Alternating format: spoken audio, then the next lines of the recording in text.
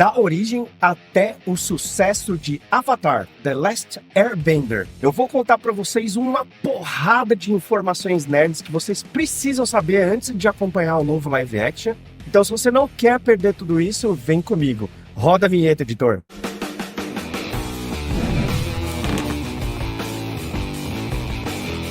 Fala, galera. E aí, beleza? Danco e Jean na área, sejam muito bem-vindos ao Resenha Geek. Não vão ser todos os vídeos em que eu vou aparecer, mas eu prometo pra vocês que eu vou aparecer com alguma frequência, beleza? Se eu tiver com a voz meio zoada, vai desculpando aí, o tio acabou de pegar um Covid, então tá meio foda ainda, mas a gente vai conseguir desenrolar essa ideia que a gente tem pra desenrolar hoje, fechou? Todo mundo sabe que a Netflix acabou de lançar o Avatar, The Last Airbender, um live action em parceria com a Nickelodeon. Eu já assisti o novo live action, tenho as minhas primeiras impressões, mas o vídeo de hoje é para contar para você todos os segredos de Avatar e para preparar você para assistir a mais essa obra-prima que conseguiu criar uma legião de fãs, uma horda de fãs ao redor do mundo inteiro. Falando em horda, você que nos acompanha aqui no Resenha Geek e ainda não se inscreveu no canal, cara, que vacilo, hein, velho? Então, ó, vai lá, se inscreve, deixa um like também no vídeo, prepara os comentários aí, porque o que mais importa para nós é a resenha. Se você não deixar o comentário, a gente tá falhando miseravelmente aqui na nossa emissão, beleza? E para você que não conhece o Resenha Geek, vídeos todas as quartas-feiras, e a gente também tem a nossa página no Instagram, que é o @canal_Resenha Geek. Cara, são mais de 400 conteúdos que a gente já postou lá, e tem conteúdo novo todo dia, hein? Então, se você também é aficionado em conteúdo geek, como nós aqui somos, vai lá no Instagram que, cara, lá o pau quebra, beleza? Então, beleza, chega de enrolação, vamos embora pro nosso conteúdo. Avatar, The Last Airbender é uma criação original de dois escritores norte-americanos. Eu vou até pegar o nome deles aqui, ó. Michael Dante DiMartino, tipo bem italiano esse cara, né? E Brian Konietzko. Putz, cara, que nome chato. Vou chamar um de Martino e o outro de Brian, beleza? Porque eu vou falar o nome deles ao longo do vídeo inteiro. Galera, a ideia, né, da concepção aí do Avatar, ela começou a surgir em 2001. E tanto o DiMartino quanto o Brian, eles queriam criar uma obra que fizesse referência a vários aspectos da cultura e das religiões orientais, combinando elementos de artes marciais, filosofia, mitologia, religião, todos numa obra só. Esses dois se dedicaram bastante, pessoal. E a primeira criação que eles fizeram foi ultra complexa. Era muito legal, só que isso dificultou muito as coisas do DiMartino e do Brian para vender essa nova obra para as emissoras de televisão. Afinal de contas, não é por amor que a gente faz as coisas, né, pessoal? Isso daí tinha que virar um ganha-pão para eles, mas como a coisa tinha se tornado muito complexa, os caras realmente entraram de cabeça nessa missão, vender isso para as emissoras se tornou um desafio. Muitas das emissoras consideravam arriscado demais comprar essa obra, justamente porque ela mexia com esses aspectos culturais e religiosos, né? E outras simplesmente não viam o potencial, não conseguiam enxergar o potencial que essa obra tinha. Sem desistir da ideia original, o DiMartino e o Brian resolveram fazer algumas adaptações, como simplificar a trama para que ela fosse um pouco mais atrativa para o público infantil, mas deixar tudo isso na medida certa para que os aspectos de profundidade, que eram os principais diferenciais de Avatar, pudessem continuar intrigando, deixando interessado com um público um pouco mais velho. Avatar acabou se tornando, então, uma obra infanto-juvenil. Então, se você, que é um homem barbado, tipo eu aqui, tá assistindo o live action da Netflix e tá achando a coisa um pouco infantilizada demais, cara, só não esquece que isso não foi feito pra você, beleza? Você já é um adulto barbado, homem feito. Você que é uma libélula também, já era mulher feita aí, já tá com todas as responsabilidades da vida adulta. Isso não foi feito para você. Mas bate aquela nostalgia tão gostosa que a gente não quer deixar de sentir nunca na vida, de enfrentar novamente uma obra que fez parte da nossa memória, né? Então, lógico que a gente fica apegado a ela sim. Depois de todas as adaptações aí que o DiMartino e o Michael fizeram na obra, isso começou a chamar a atenção da Nickelodeon, pessoal. A Nickelodeon era uma gigante já, né? Em 2000 e tantos, tá? E aí, a partir de 2005, a obra passou a ser televisionada, se tornando um sucesso de crítica e público e conquistando uma legião inacreditável de fãs por aí. Falando sobre o sucesso de Avatar The Last Airbender, é bastante complexo de mencionar esse sucesso, né, pessoal? Mensurar esse sucesso. Por exemplo, né, tem a publicidade que foi feita durante a exibição dos episódios. Sabe quando o episódio tem um intervalo? Aquela publicidade que era mostrada ali na televisão era uma publicidade que, em partes, era a receita dessa publicidade era arrecadada pela emissora também, que tinha comprado Avatar e que ganhava dinheiro dessa forma. Então, se a gente fosse juntar tudo isso, essa deveria ser a conta aí para a gente falar sobre o sucesso de Avatar. Assim como tem muitas outras obras por aí que é muito complexo a gente dimensionar sucesso.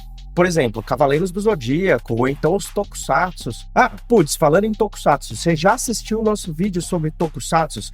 Eu vou colocar um card aqui, ou então o vídeo na descrição. Quem apresenta esse vídeo para vocês é o meu parceiraço, Thiago Zabo. Eu tenho certeza que se vocês forem lá e assistir, vocês vão adorar. Mas voltando aqui ao nosso tema principal, que é o Avatar. Então, distribuir as obras que estavam com a Nickelodeon ao redor do mundo era natural que acontecesse e não foi diferente com o Avatar. Mas, com certeza, uma das medidas a gente não pode dizer que não existe e que está a favor de Avatar The Last Airbender. A repercussão que essa obra tem até os dias de hoje. Cara, falou em Avatar, já tem um monte de fãs aí que fica com a orelha em pé querendo saber qual é a próxima que vai aparecer, né? Nesse sucesso todo, Avatar atraiu, lógico, a atenção de crianças, né?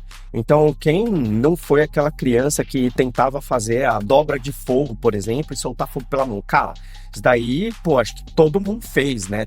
Quem nunca tentou fazer um movimento da dobra de água? Putz, impossível também. Acho que toda criança, principalmente dos anos 90 e 2000 ali, teve Avatar como algo muito forte ali da infância, certo? Mas Avatar também conquistou a atenção do público mais velho, que eu falei para vocês, justamente porque é uma obra complexa, é uma obra que traz diversos aprofundamentos de maneiras diferentes que faz a gente refletir e que em muitas ocasiões até emocionam. Grande parte desses aspectos se relaciona a coisas culturais, né, aspectos culturais ou até mesmo religiosos, espirituais dos povos orientais. Ô Douglas, calma aí, me conta então quais são esses aspectos culturais, religiosos, espirituais, dos quais Avatar fala tão bem ou coloca tão bem no seu enredo. Calma, Gafoleto, calma, a gente vai chegar lá, vem junto comigo, acompanha o tio aqui que a gente vai chegar lá. Antes da gente entrar mais a fundo nesses temas, é importante eu destacar para vocês aqui que o DiMartino e o Brian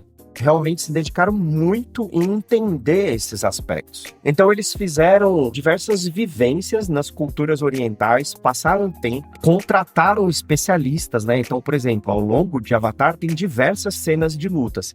Essas cenas de lutas são inspiradas em lutas reais. Então tudo isso torna o universo de Avatar muito único, mas muito crível também. É muito fácil, num determinado momento, você se pegar pensando, putz, isso quase que poderia existir. É lógico que é uma história fantasiosa, né? Ela é uma história mágica, ela é uma história que trata do impossível. Mas em diversos momentos ela coloca a gente num estado de imersão muito bom, em que a gente realmente consegue se enxergar dentro da história.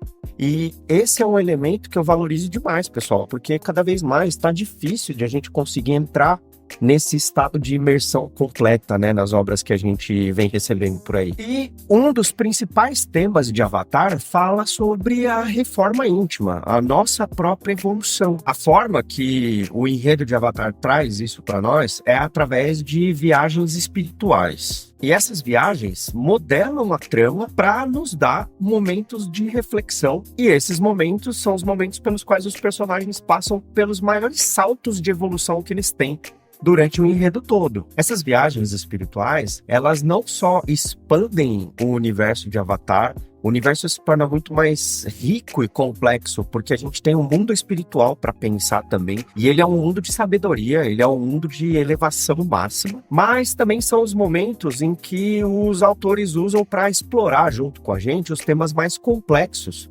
né? de encontro com a nossa própria identidade, com o nosso próprio propósito e com a conexão que a gente tem com o mundo real. Durante algumas dessas viagens espirituais que o Aang faz, eu ainda não comentei sobre o Aang, mas o Aang é o personagem principal. Ele é o avatar, o escolhido, beleza? Ele encontra com avatares anteriores a ele, né? Avatares que existiram, que estiveram na Terra antes do tempo do Aang. E ele consegue trocar experiências com esses avatares. Então é por isso que as viagens espirituais são tão importantes para o enredo de Avatar. Mas isso também é uma forma de mostrar como a tradição, como os antepassados são tão importantes para as culturas orientais. E eu acho que com uma leveza, com uma sutileza muito grande, os autores conseguiram colocar isso aqui no roteiro de Avatar. Falando um pouco sobre as cenas de luta, pessoal, eu tenho um carinho especial por essa obra, porque eu realmente acho que as cenas de luta,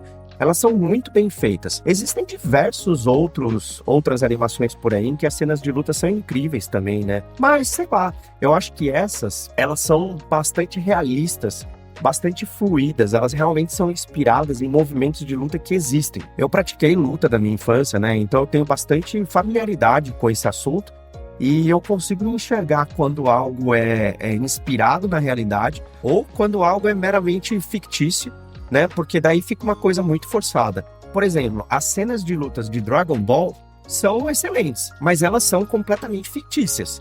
Agora, em Avatar, eu consigo perceber um grau de realidade. Porra, mas os caras dobram os elementos. Não, tudo bem, eu entendo isso, mas mesmo assim, né, nos movimentos físicos dos personagens, existe um grau de realidade muito alto. Falando em elementos, eu quero trazer uma outra coisa aqui para vocês que também é das culturas orientais e que está o tempo todo permeando o enredo de Avatar, que é a relação yin-yang, a relação dos opostos complementares.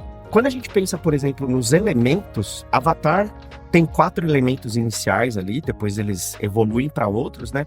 Mas esses elementos, eles são contraditórios e eles são complementares. Se a gente entende a relação entre eles, o que o enredo está propondo ali pra gente é que existe um equilíbrio entre esses elementos. E esse equilíbrio, exatamente da maneira como é colocado em Avatar, existe em diversas partes da cultura oriental.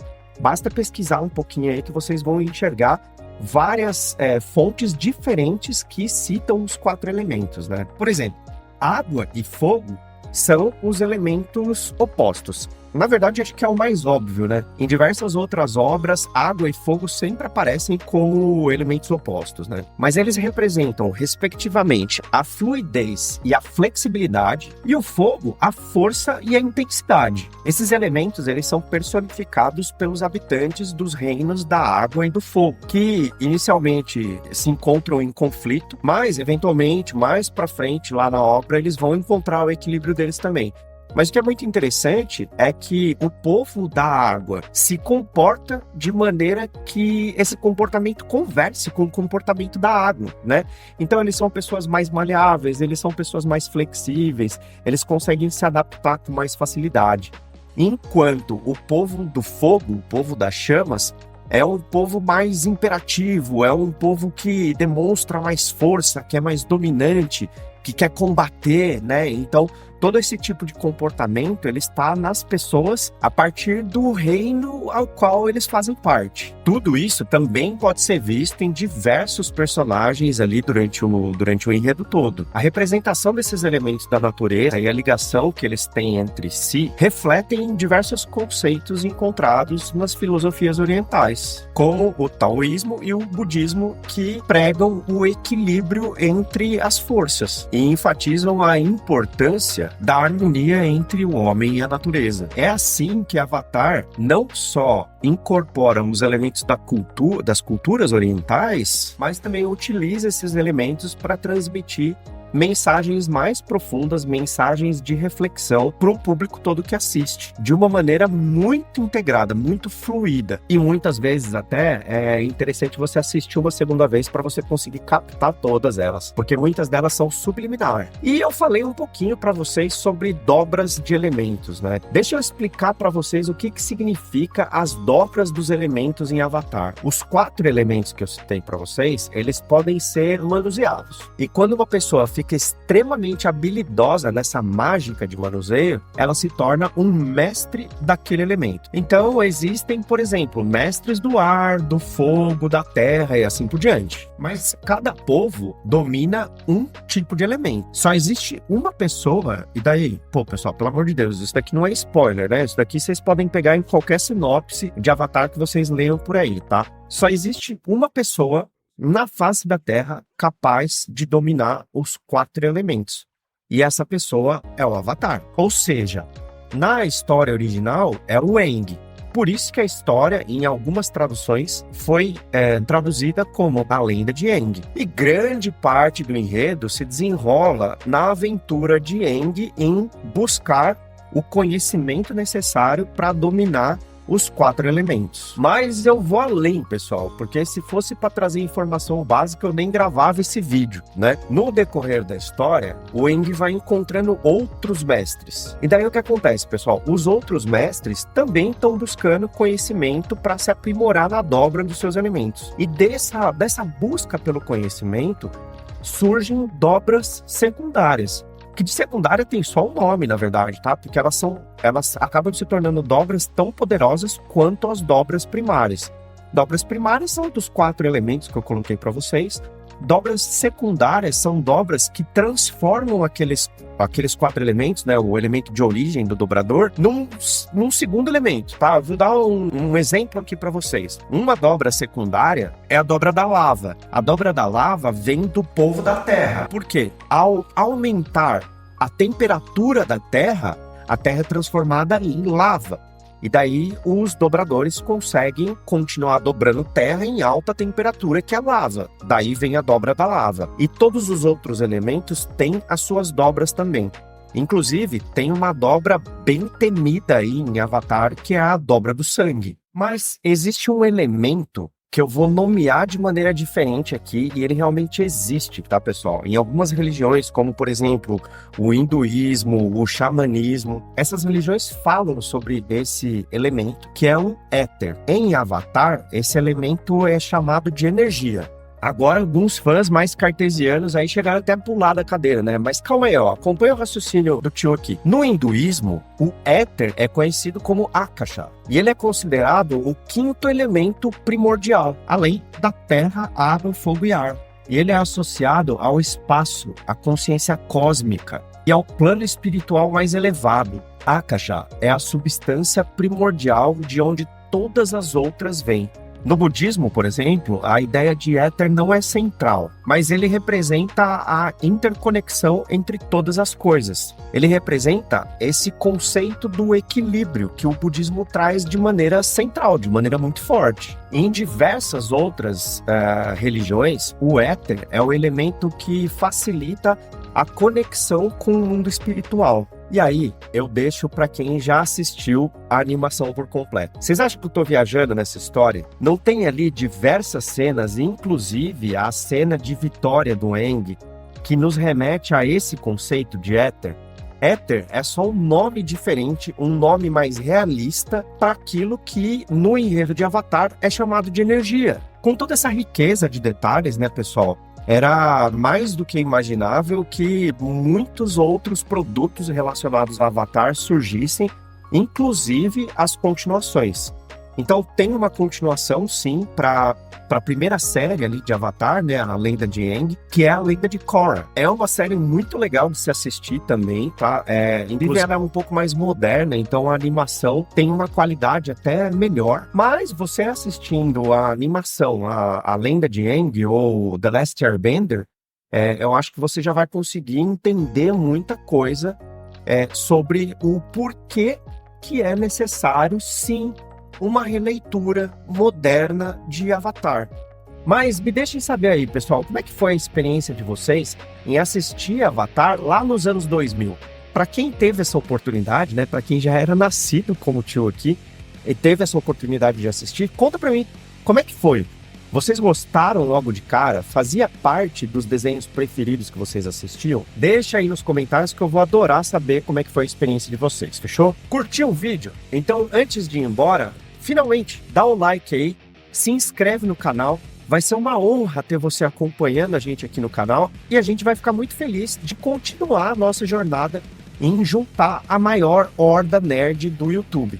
Eu sei que tem gente muito grande por aí, que é muito querida, eu gosto dos caras também, mas aqui, pessoal, a gente está começando, então a gente precisa muito da ajuda de vocês. Dá aquela moral também lá no Instagram, @canal_resenha geek, é a forma como vocês vão encontrar a gente lá. Tem um conteúdo novo todo dia lá no Instagram, tem conteúdo novo toda quarta-feira aqui no YouTube. E eu espero de verdade que vocês tenham gostado muito desse conteúdo. Para fechar, eu deixei mais 2 vídeos aqui na tela para vocês. E a bolinha é para quem ainda não se inscreveu. Eu acho que eu vejo vocês no próximo vídeo. Então, beijo para todo mundo aí. Fui!